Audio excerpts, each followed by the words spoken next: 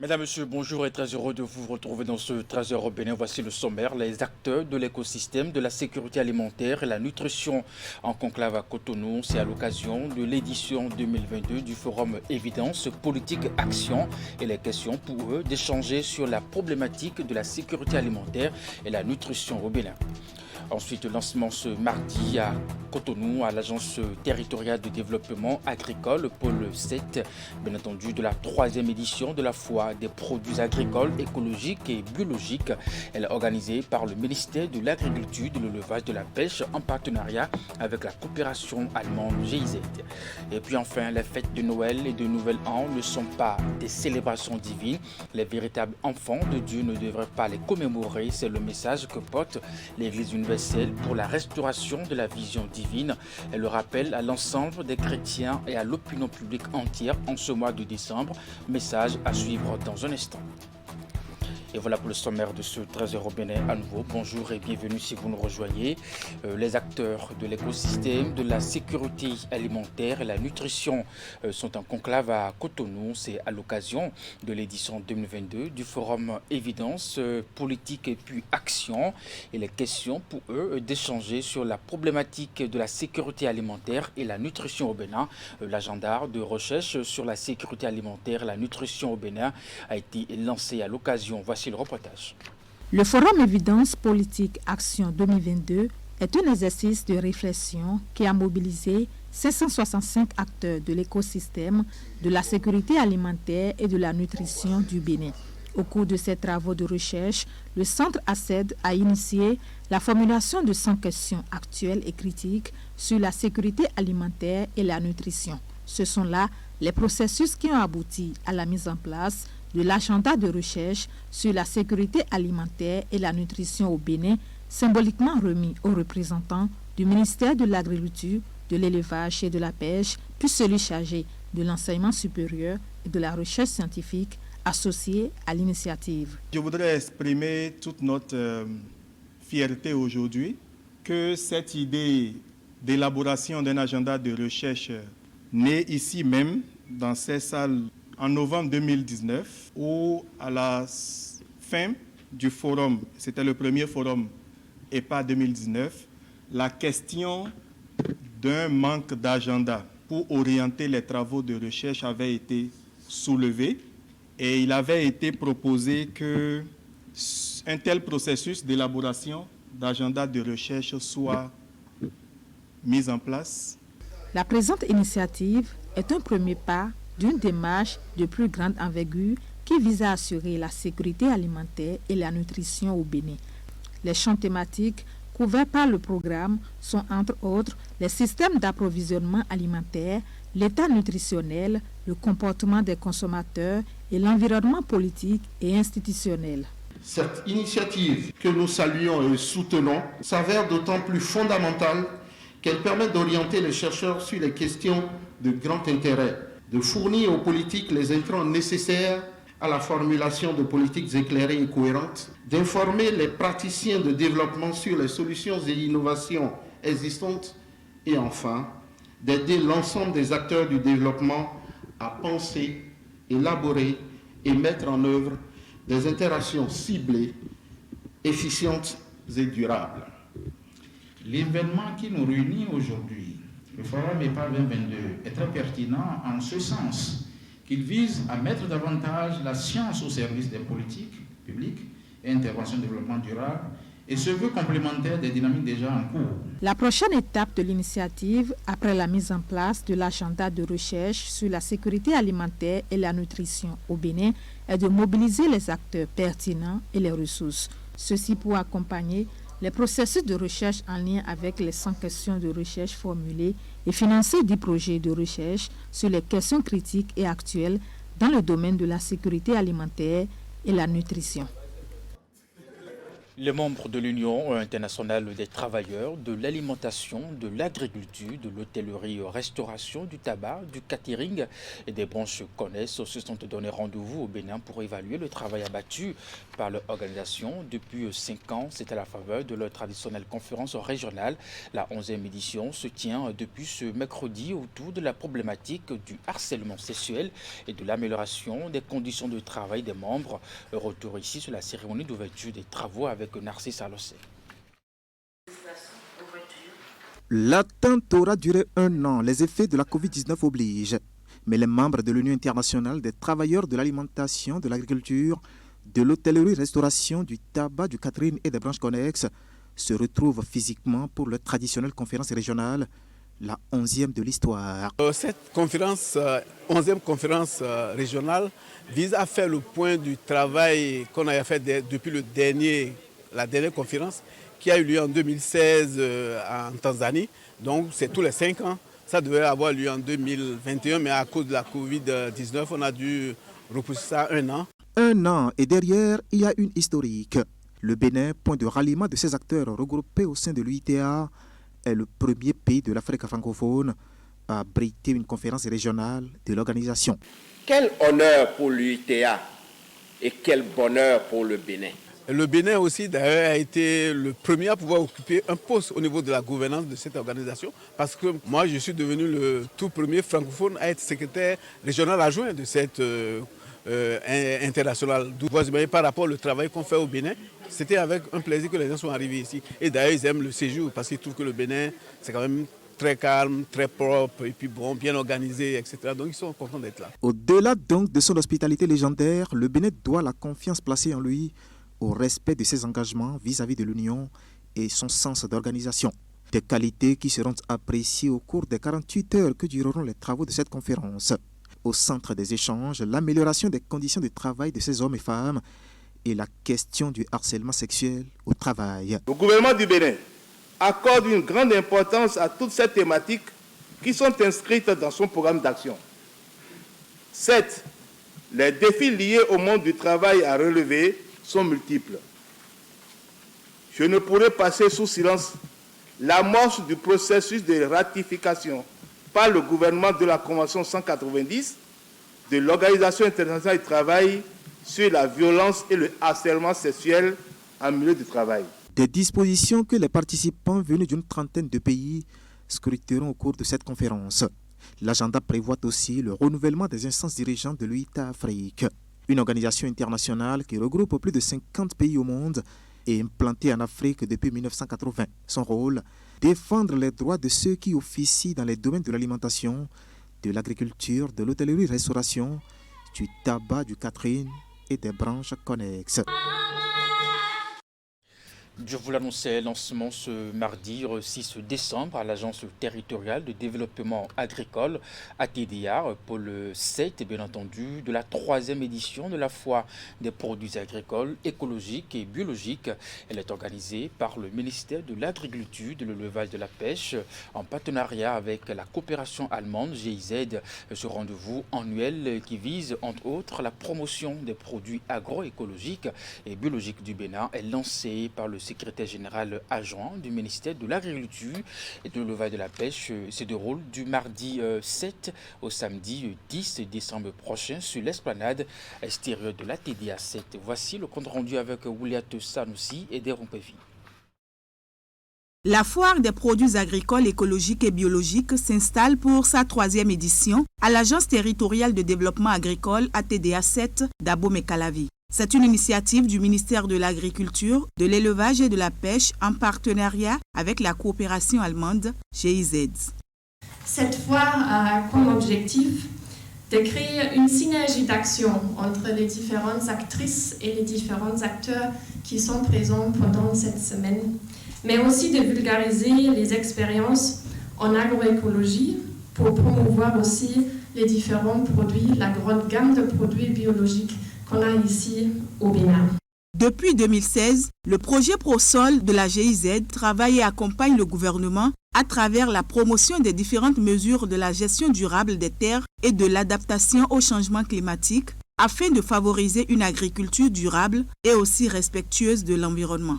Et depuis la première édition, le projet participe activement à cette foire. Nous sommes à la 3e édition et c'est une édition au cours de laquelle on a des gens qui arrivent aujourd'hui à faire des produits biologiques et à pouvoir les placer au sein de l'Union européenne, au sein des États-Unis et au Canada. Nous avons d'autres qui sont actuellement dans les produits agroécologiques. Et nous avons certains qui sont très désireux de pouvoir connaître les démarches afin de percer ces marchés-là aussi. Et voilà pourquoi vous allez voir au niveau des stands actuellement aussi bien des produits agricoles comme l'ananas, les produits maraîchers avec la MAP qui est sous la certification SPG, c'est-à-dire système participatif de garantie. Donc, ces produits permettent désormais d'observer combien de fois, aussi bien dans les zones rurales, aussi bien par les consommateurs périnnois, les gens ont commencé par comprendre ce que c'est que de manger sain et de permettre aussi à la terre de pouvoir nourrir les générations futures demain. Occasion pour les forains de remercier le ministère de l'Agriculture et la GIZ qui ont toujours accompagné l'activité qui vise à travers les différents pôles de développement agricole la promotion d'une agriculture biologique. Cette 3e édition de la foire des produits agricoles, écologiques et biologiques qui a démarré mardi prend fin le samedi 10 décembre prochain.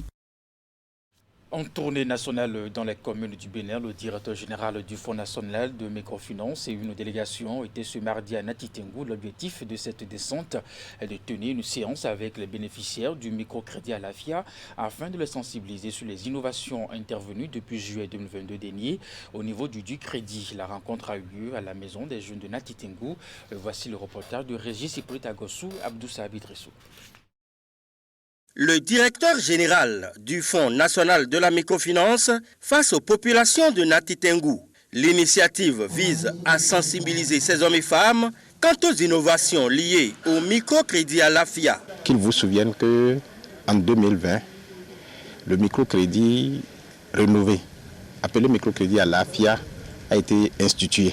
Le bilan fait montre que c'est un succès éclatant en termes de nombre de personnes impactées, mais également la grande surprise, c'est la dignité dont a fait preuve cette couche de la population en faisant un remboursement assez impressionnant. Face à ce succès du microcrédit à la première phase, les personnes qui en avaient bénéficié ont exprimé également le besoin si on ne pouvait pas aller loin. Pour répondre à cette sollicitation et au regard du succès que cette première phase a connu, la phase 2 a été lancée et la phase 2, c'est de 50 001 francs à 100 000 francs. Cette phase 2 a été lancée par Madame le ministre des Affaires sociales et de la microfinance et elle nous a instruit à l'effet de porter la bonne nouvelle dans toutes les communes du Bénin. À bâton rompu et dans une ambiance fraternelle, toutes les informations ont été données afin de permettre à tous de savoir comment profiter désormais du dit crédit. Le processus, c'est qu'il faut que les bénéficiaires aient une carte CIP et à l'aide de cette carte-là, le même jour, ils viennent à l'agence, le même jour, ils sont enrôlés et un fichier est envoyé vers le FNM et après la validation, même dans la même semaine, ils peuvent avoir le crédit, microcrédit à l'AFIA. Les bénéficiaires, c'est toujours la sensibilisation et continuer à ce qu'ils soient des ambassadeurs pour aller donner l'information dans les villages, dans les hameaux. Et nous-mêmes, on est sur le terrain en vulgarisant ce produit pour que les populations, le maximum de populations puissent quand même avoir accès à ce crédit-là. Les bénéficiaires du microcrédit à l'AFIA présents à cette séance se réjouissent pour cette avancée. On est contente parce qu'avant on prenait 50 000. Maintenant on nous dit on va prendre 100 000. 100 000 c'est bon, c'est très important et on remercie le gouvernement pour qu'il puisse augmenter encore plus ces 100 000 parce que ça nous aide beaucoup, surtout les femmes. On est très contentes. Les participants venus à cette séance de sensibilisation sont des relais des groupements de femmes et ont promis de faire parvenir l'information à leurs différentes structures. Dans la suite de ce trésor au Bénin, pour des besoins en matière de location de véhicules à courte, moyenne et longue durée, une société ouvre nouvellement ses portes à Cotonou. Elle a nom Europe Car. Bien entendu, voici les images de la cérémonie d'ouverture officielle avec plusieurs autres entreprises concessionnaires de véhicules. William cliquant pour les détails. Europe Car, une nouvelle entreprise spécialisée dans la location de véhicules utilitaires, ouvre ses portes à Cotonou. Présent dans plus de 140 pays, Europe Car offre à travers une flotte mobile variée des locations à courte, moyenne et longue durée, la formation de conducteurs de voitures et bien d'autres services. Le groupe Europe Car International est fort de ses 60 années d'expérience, a trouvé le moyen de faciliter la vie des gens en leur apportant des solutions de mobilité modernes. L'entrepreneuriat est un pan important de l'économie locale de la ville de Cotonou. Et donc je transmets mes vives salutations à l'entrepreneur de ce jour, M. Agokonzo. Et la ville de Cotonou est très heureuse de vous accueillir sur son territoire pour les offres que vous apportez aux Cotonois et aux Cotonoises. Afin de maintenir l'état des véhicules aux standards internationaux, Panzo Group met à disposition des lubrifiants de haute technologie pour une performance optimale des moteurs. Une avancée que saluent ici plusieurs autres concessionnaires de véhicules partenaires de Europe Car. Europe Car, je peux vous assurer, avec cette décision de louer des véhicules neufs, je vous prie de faire confiance à ces structures, de vous rapprocher de ces structures pour tout ce qui est besoin en location de véhicules. Vous ne serez pas déçus. C'est un honneur pour nous de participer à cette célébration et à son franc succès que nous appelons de tous nos voeux. Longue vie à Europe Car, toutes nos félicitations au groupe Panzo et plein succès. À cette cérémonie d'ouverture officielle, le site d'installation de Europe Car et les véhicules en exposition sont présentés aux invités. Et pour finir, les fêtes de Noël et de Nouvel An ne sont pas des célébrations divines. Les véritables enfants de Dieu ne devraient pas donc les commémorer. C'est le message que porte l'Église universelle pour la restauration de la vision divine.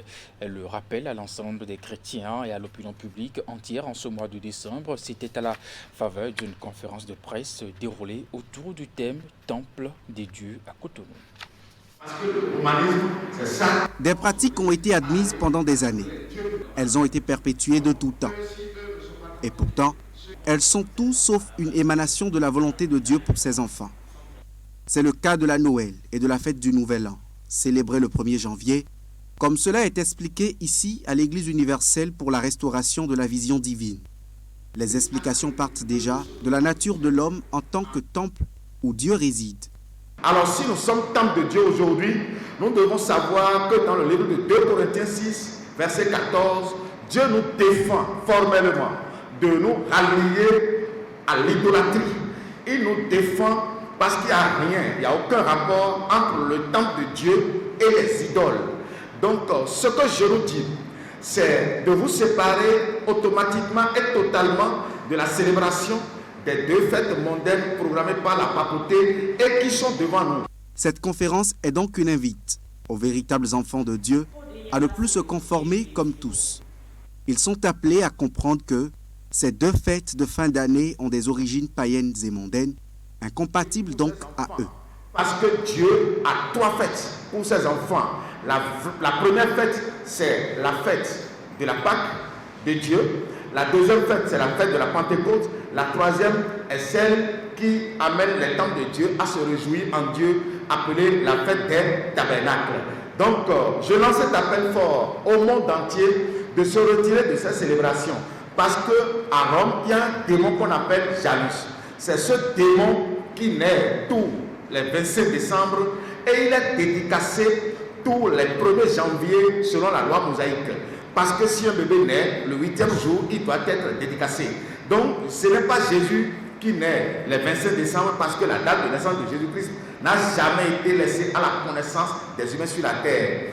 Après avoir passé en revue toutes les bases bibliques et historiques de ces éclaircissements, Le leader de l'Église universelle pour la restauration de la vision divine met en garde contre l'idolâtrie derrière ces pratiques courantes en ces jours.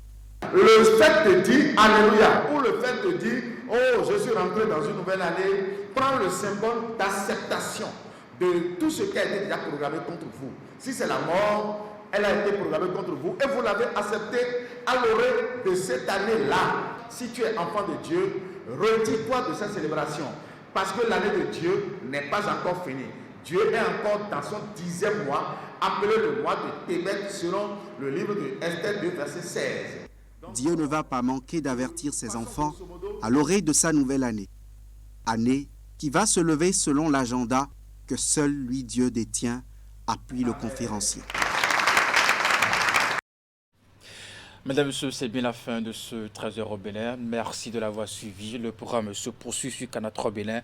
Juste après moi, à 14h, retrouvez la rediffusion de votre émission Canal Enquête qui refait le grand bilan sur la sécurité routière. Retrouvez également tout ce qui s'est passé sur nos axes routiers, bien entendu, dans cette émission. Et puis à 16h, votre bulletin d'information, 19h30, la grande édition de la soirée. Et bien jusque-là, portez-vous bien et à très bientôt.